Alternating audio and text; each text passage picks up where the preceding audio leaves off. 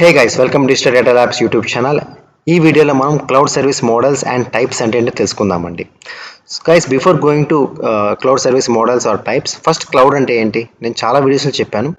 Cloud is nothing but anything that can be accessible over the internet without using your personal hardware or personal servers or personal data centres.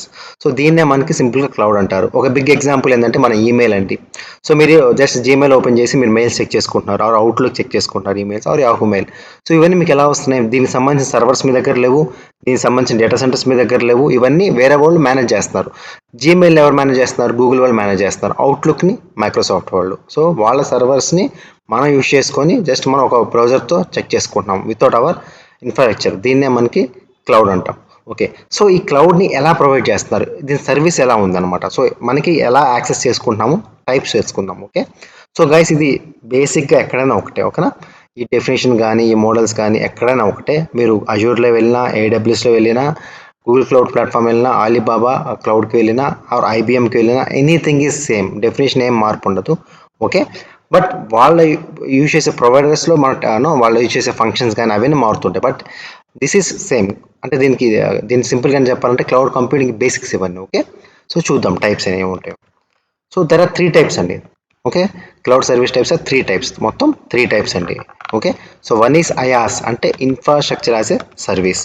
So second one is PaaS అంటే platform as a service. And third one is SaaS అంటే software as a service. Okay, so ఈ 3 టైప్సే మనకు ఉంటాయి అనమాట. అంటే మనకి cloud ఈ 3 విధాలుగా మనకి ప్రొవైడ్ చేస్తాం అనమాట, సర్వీస్ అనమాట.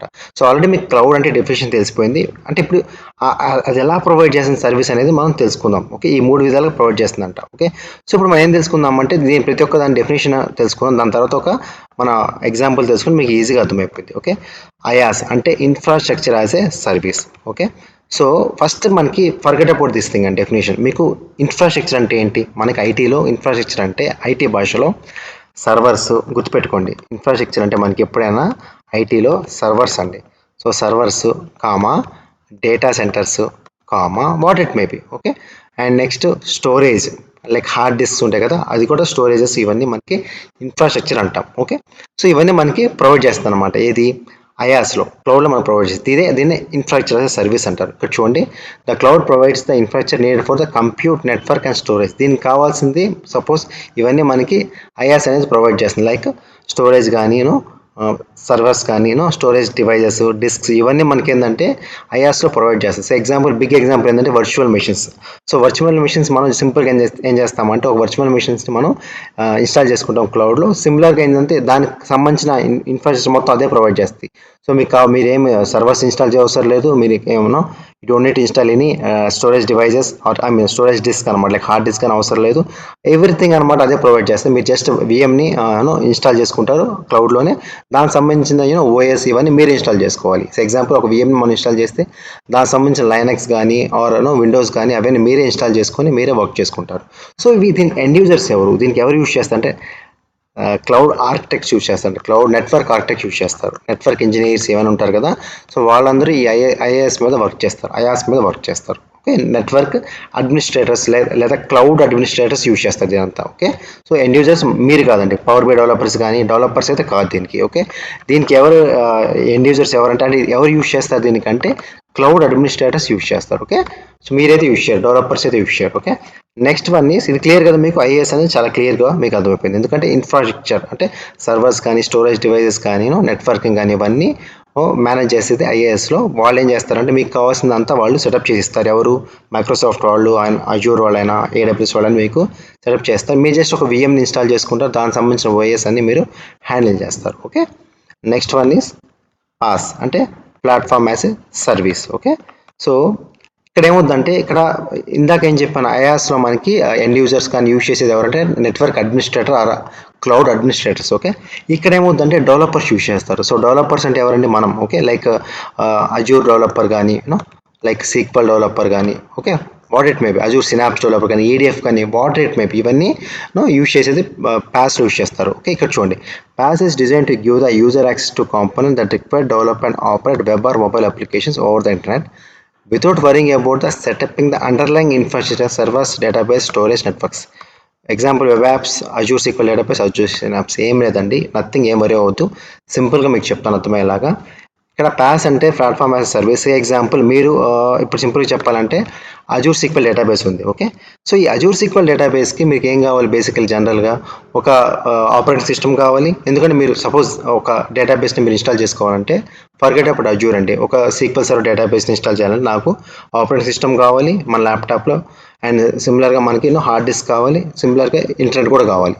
ఇవన్నీ మనకి ఉంటేనే మనం we can able to install our database in our machines. But ఇవేమి కాకుండా ఓన్లీ సింపుల్ ఒక క్లిక్తో మనం చేయగలిగేది మనకి పాస్ అనమాట. సో అదే ఇక్కడ అజూర్ సీక్వెల్ డేటాబేస్. సో మీరు క్లౌడ్లో ఏం చేస్తారంటే అజూర్ సీక్వెల్ డేటాబేస్ని జస్ట్ మీరు ఈ సర్వీస్ వాళ్ళు జస్ట్ యూజ్ చేసుకొని మీరు ఇక్కడ మీరు ఎస్క్యూఎల్ క్వరీస్ రాసేయచ్చు. ఇక్కడ మీరు డేటాబేస్ని క్రియేట్ చేయొచ్చు, డేటాబేస్ని మీరు క్వరీస్ రాయొచ్చు, ఎనీథింగ్ యూ క్యాన్ డూ అనమాట. మీరు కనెక్ట్ చేసుకోవచ్చు కూడా.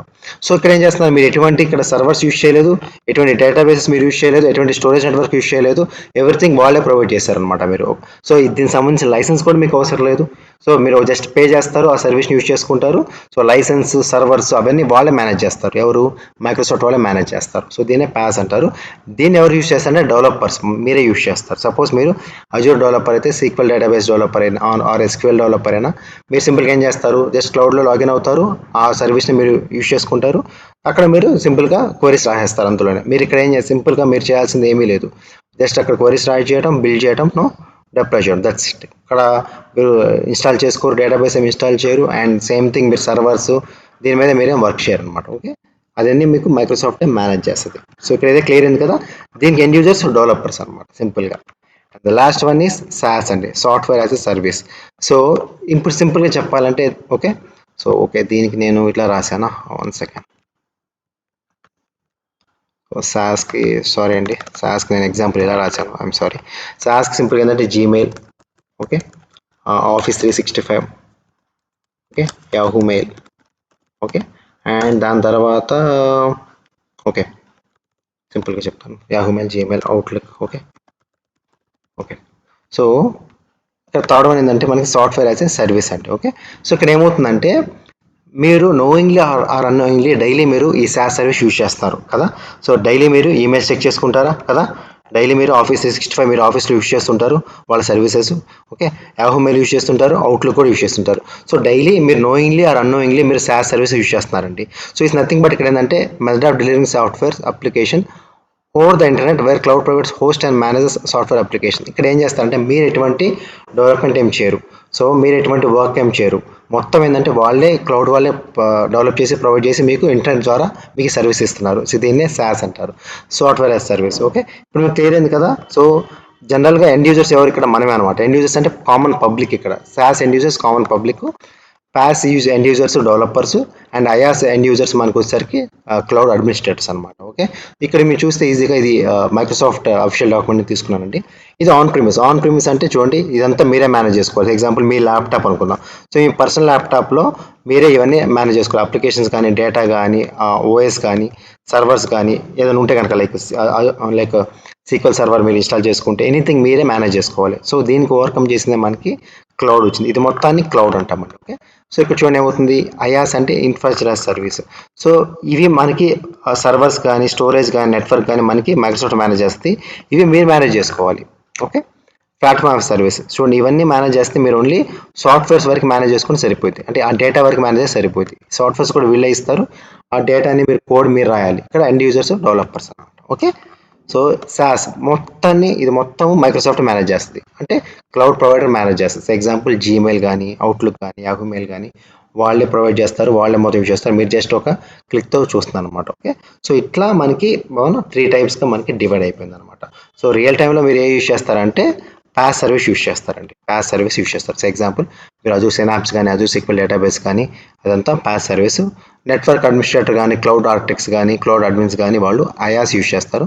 SaaS అనేది అందరూ యూజ్ చేస్తారు, అందరు ప్రతి ఒక్కళ్ళు. మీరు డైలీ జీమెయిల్ యూజ్ చేస్తుంటారు, మీరు కానీ అందరూ యూజ్ చేసేది SaaS యూజ్ చేస్తారు, common public SaaS. But pass వచ్చేసరికి డెవలపర్స్, ఐయాస్ వచ్చేసరికి నెట్వర్క్ ఆర్కిటెక్ట్స్ కానీ, అడ్మిన్స్ కానీ వీళ్ళు యూజ్ చేస్తారు, క్లౌడ్ అడ్మినిస్ట్రేటర్స్ కానీ. ఓకే, ఇది చాలా ఇంపార్టెంట్ అండి. ఓకేనా, ఇది ఎక్కడ డెఫినేషన్ ఒకటే మారదు. సో ఇవన్నీ మీకేం చేంజ్ అయితే ఉండదు. బట్ ఈ బేసిక్స్ అనేది మీరు స్ట్రాంగ్గా ఉండాలి. ఈ బేసిక్స్ అర్థమైతే మీరు ఈజీ 900లో కూడా ఎగ్జామ్లో కూడా దీని మీద చాలా క్వశ్చన్స్ ఉంటాయి. సో ఇది అండర్స్టాండ్ అయితే మీరు ఈజీగాను మీకు ఎనీ క్లౌడ్ ప్రొవైడర్ ట్యూటోరియల్ కూడా మీకు ఈజీగా అర్థమైపోయింది. So basics must be very strong. That's all. This all about cloud service types or models in